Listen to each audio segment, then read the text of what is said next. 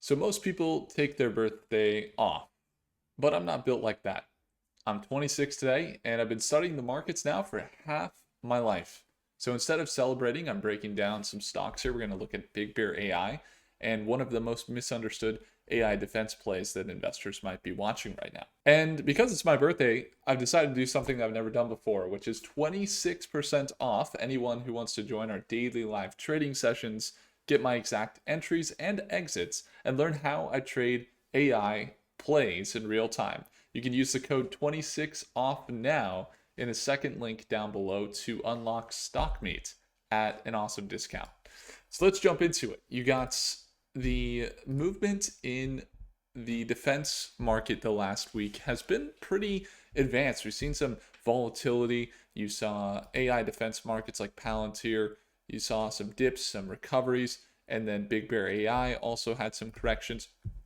They've sold down into this level of around $5 a share and recovered back to $5.50. But let's just take a look here. We can kind of pull down the RSI here, which is indicating a buy on the longer term. You can see it kind of holding below down to that 30 price point. The RSI looks a little bit on the buy side. The MACD looks like on the longer term, it's still here on the oversold side.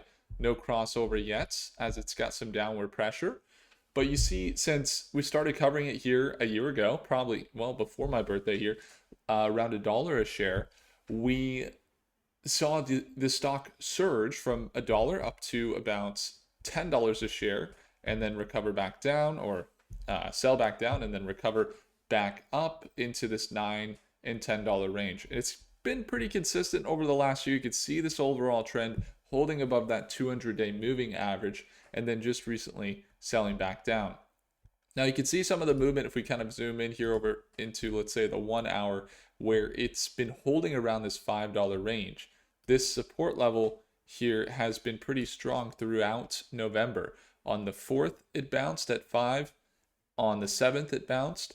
And then on the 18th, it bounced. And then we saw it dip a little bit lower here, a little overreacted down to $5 on the 21st yesterday. And then here on the 22nd into, or after hours on the 21st, you see it start to recover.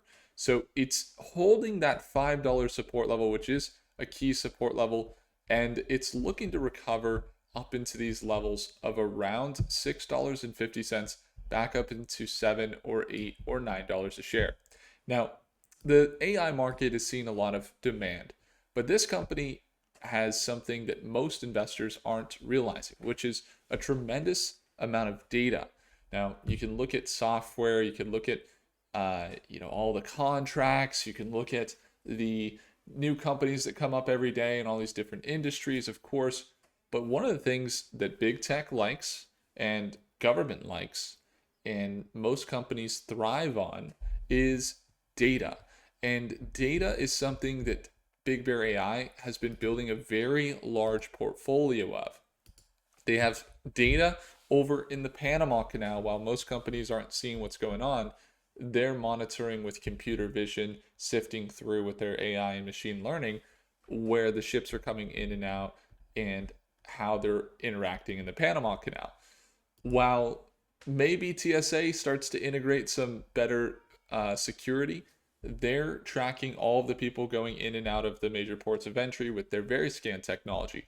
Millions of people going in and out of Denver International Airport. They're at JFK. They're at Charlotte and LAX. Personally, I've seen their facial biometric scanning, and you can see they're at the cruise ships, even in the port of Vancouver. They're at U.S. Customs and Border Protection as they're a partner there. And we see them continue to build some of that growth into the data side. But I think the one thing that they're struggling with right now is, if we get into the financials, looking at their revenue still holding flat. If you look over the last year, they've been pretty flat, just up 2%. In this last quarter, basically flat. And the net income went positive, which is good. It means they're not overspending in this last quarter. And the balance sheet surged up to about 900 million. Now that's good and bad. Bad meaning that they have a lot of cash now. They have a lot more pressure to execute. good because that pressure, if they handle it well and they spend wisely, then we could see their growth and their revenues increase big time. It puts pressure on them now because now that they got $1 billion nearly in assets, the market cap of 2.36 billion is starting to sit down below at what could be a support. You see them start to find support multiple times around $5 a share. They're still steady in their uptrend, and there's a lot of choppiness. Sailing the seas is not always easy. If you're going to make a big commitment to something in the long term, you're going to have a lot of volatility. I'm in it since $2.80. I know a lot of you guys are even earlier than me, and some of you guys are later. Some of you guys entered up here around $8 or $10 a share. But if there's one thing that you have to realize about your entries when it comes to BigBear.AI, it's going to be related to your plan more than your entry. The plan is more important than the entry. Why do some people, they enter business when they're way older and they're 70 years old, but then they still have success? Why do some people don't get started until later, or they get started really early but they don't have success? How many of you guys have seen that? Like, somebody gets started really early. Oh, they've been looking at this, they've been talking to these stocks, but they're still not making it work. It's because you might have perfect entries. You might even have terrible entries. But what matters is how you plan out the trade. So for a company like BigBear.AI, there's really only two ways you can invest in the company if you're someone that would be looking for their technology to grow more. And there's really only three things you're considering in the growth. But the main thing, if you're looking for them to grow more, is you're either looking for a long-term investment here, or you're looking for a shorter-term trade to capitalize on this direction, and you're looking to make some money in the shorter term. Both are viable. There's three things that go into the probability of it going up. The first is the market. We see increased spending in the market. You see TSA having more articles coming out recently related to screening and biometrics, and apparently about $5.4 billion towards technology just like this. So the market's good. Big beautiful bill passes, more defense spending. Market's good. AI is growing. People say there's a bubble this, bubble that, but you look at the demand, they're selling more than they can handle over at Nvidia or what have you.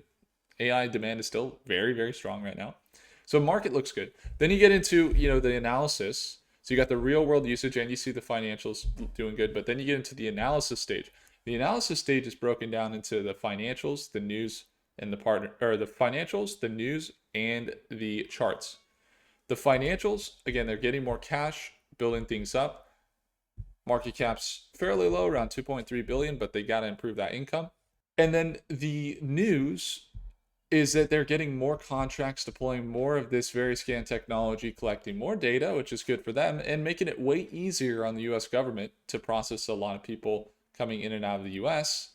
And then on top of that, the news is they got the World Cup coming up with the 2026 FIFA World Cup, along with the 2028 Olympics coming to America in the next couple of years. And they're already planning and positioning for that through the deployments of their Variscan at the borders and at the airports and all that good stuff. So news actually looks pretty good, including a recent acquisition of another AI company. They basically said, we could try and build our own software AI and get some more contracts with the Department of Defense or the Pentagon, or we could just buy this company. So they just bought an LLM company for $250 million and acquired contracts by doing so. So now they have an AI company that works with 16,000 government teams. That's pretty big. So the news looks good. Then you get into the charts, right? And this is bringing us to, we're still in step 2 here, A, B, and C. So the financials, the news, now we're in the charts. The charts indicate right now it's right out of support. If it was going to bounce, this would be the place. So you're looking at this support level here around this $5 level. You're looking, if you're in a shorter term trade, probably some risk management around this $5 to just below $5 support level. Maybe you got a stop loss or even looking for an entry around this $5 support.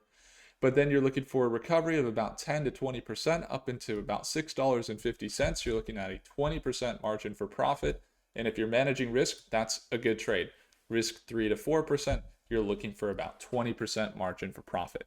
You can afford to lose those trades. I'll lose those trades all day long because it's very good the amount of profit you're going for that you can afford to lose. Now, if you're looking more medium term, you're maybe risking a little bit more. You're saying, okay, I'm okay with the sell down into this $4.50 or below. Those previous support levels back here we saw in September and then in August. And I'm looking for it to get up into this $8.50 range. It's a 50 to 60% margin for profit. So you'd be risking, now you're risking about 5 to 10% or 12% here. And you're looking for about 50% margin for profit. That can make a lot of sense. And then there's those of you guys, if you're a bear, you're saying, oh, it's just selling down, it's going to break pattern. So far, it hasn't broken pattern. But then you just kind of wait. And then this is me, and I'll tell you what I'm doing. I'm looking for this shorter term trade. I'm going to be looking for this 20% margin for profit. I'm kind of looking for around this, like 20% margin, probably managing risk around below this $5 range. And I will be looking to enter on a shorter term trade this week for that. If it validates around this $5 range, I'm going to be looking for this trade here. And we'll be doing that at market open. And again, if you ever want to join us there, it's the second link below. Birthday sale with 26 off now. You can get in for a daily live trading session on Monday. I'd love to have you there. Oh, and you still get a free t-shirt. This is the opposite, where it's my birthday and I'll give you some bonuses. I'll give you some gifts here on my birthday. So the other position, so there's two positions I'm in. Short term, we're going to be looking for this trade here, about a 20% trade. Long term, we're in a trade at $2.80. We entered back here. Okay, and we've rode it up to $10 and back down to $2.50, then back up to $9, back to. So I've bought at $2.80 back here last year around my birthday. And we've grown, we saw it go up to $10 and back down. Now, you see it here. I'm just holding that position. I think that potentially could be a position in a few years from now, no matter what happens, whether this breaks pattern, whether we see it continue up another 100% up into that $10 range or what have you. I'm holding that position for the next, 18 months or more as of right now. And so that's what I'm going to be watching into this weekend and into next week. And if you want to tune on in, it's the second link below. Would love to have you there.